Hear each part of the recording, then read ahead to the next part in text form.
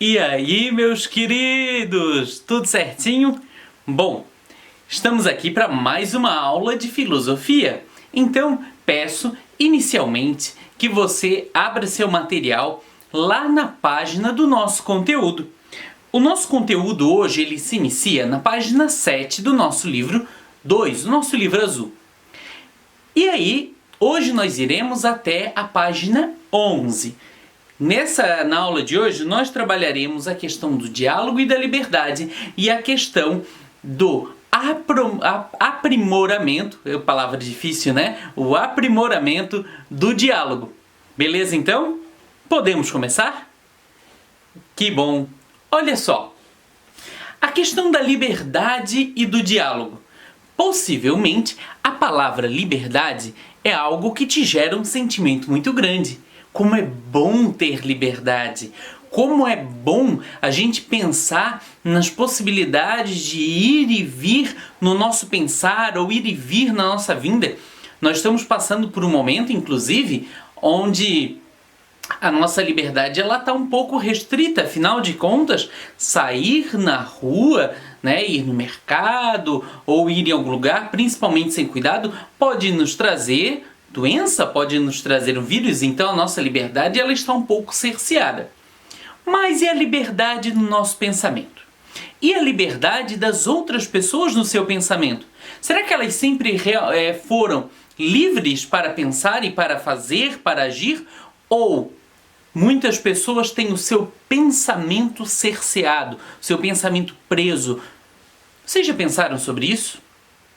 Ao longo da história da humanidade, muitos grupos sociais tiveram e têm ainda hoje uma certa dificuldade em expressar aquilo que pensam, porque não necessariamente outras pessoas conseguem lidar com um pensamento diferente do seu. Resultado, acabam julgando, acabam muitas vezes até agredindo, seja por agressão verbal, seja agressão física mesmo. Então, o medo ele instala-se perante as pessoas. Será que a maneira como eu vou falar sobre o meu time de futebol, sobre o meu pensamento político, sobre o meu pensamento acerca de qualquer coisa, será como é que o outro vai entender? Será que a pessoa vai respeitar o meu ponto de vista ou não? Será que aquilo que eu estou falando, ele gera um sentimento tão ruim na outra pessoa ao ponto dela não conseguir dialogar comigo e querer me agredir? A gente tem que começar, quando a gente fala sobre o outro, muitas vezes é muito fácil. Mas e nós? E você? Quando a pessoa chega com um pensamento diferente do seu, como é que você trata a pessoa? Como é que você dialoga com ela? Você deixa ela expressar a opinião dela? Ou você quer impor a sua como se a sua verdade fosse a verdade absoluta? Nós devemos ter essa capacidade de dialogar, de conversar. Ao longo da história da humanidade, ao longo da história da filosofia, a maior construção de pensamentos se deu a partir do diálogo. Nem sempre é fácil dialogar. Principalmente quando a gente, digamos assim, se sente ameaçado. As ameaças nos fazem ter medo, mas a gente não precisa ter medo. A gente tem que saber lidar também com o medo. E a gente tem que ter coragem para expressar aquilo que a gente sente. No que diz respeito àquilo que a gente chama de aprimoramento do diálogo, agora eu falei certo, né? O aprimoramento do diálogo, é necessário a gente, primeiro, trabalhar o respeito. Para aprimorar o diálogo é necessário respeitarmos a ideia do outro. E aí a gente conversa, a gente interage e às vezes a outra pessoa fala uma coisa que a gente não sabe. E aí a gente vai em busca da história para ver se aquilo que a pessoa falou realmente é verdade ou não. Então, a partir do momento em que você ouve, em que você respeita, em que você busca informações para o diálogo, você está aprimorando o seu diálogo. Nossa, como é bom, né? a gente respeitar a ideia do outro. Como é bom a gente ir em busca da verdade para saber se aquilo que está sendo falado é verdade ou não.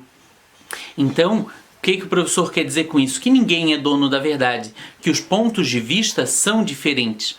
Não necessariamente quer dizer que algumas coisas vai ter ponto de vista. Por exemplo, eu sou professor. Tem pessoas que são médicos, tem pessoas que são engenheiros. E aí, obviamente, eu não posso chegar e querer me meter no trabalho do engenheiro e dizer para o engenheiro, mas é meu ponto de vista. O engenheiro estudou para aquilo. O médico estudou para aquilo. Não é eu querer chegar e dizer para o médico, mas tal remédio funciona. Eu não estudei medicina. Então existem conhecimentos técnicos que não necessariamente existe uma questão de ponto de vista. Então, nós temos que ter muito certo isso na nossa cabeça. O pensamento técnico é o pensamento técnico. Não necessariamente aquela coisa vai funcionar para todo mundo, não necessariamente aquela coisa, aquele pensamento técnico vai valer para a eternidade.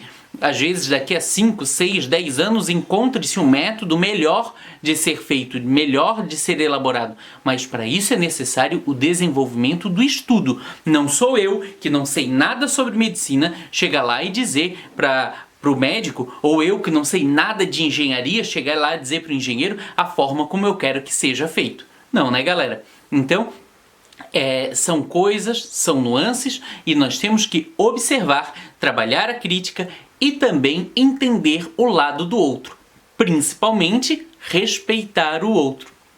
Beleza então, meus queridos? Essa é a nossa aula. Eu vou deixar para vocês algumas atividades aí do livro para que vocês façam e que vocês consigam entender um pouco melhor do conteúdo trabalhado hoje.